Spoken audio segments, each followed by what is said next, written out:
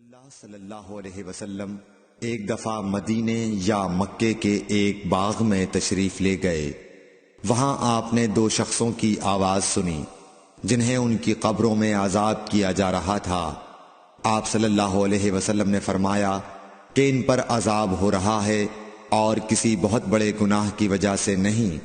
پھر آپ صلی اللہ علیہ وسلم نے فرمایا بات یہ ہے کہ ایک شخص ان میں سے پیشاب کے چھینٹوں سے بچنے کا اہتمام نہیں کرتا تھا اور دوسرا شخص چغل خوری کیا کرتا تھا۔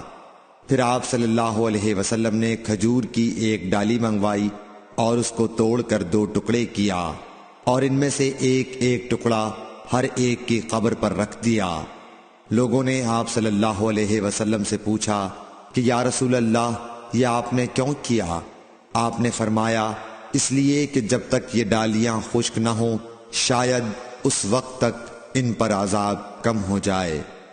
صحیح بخاری حدیث نمبر 216۔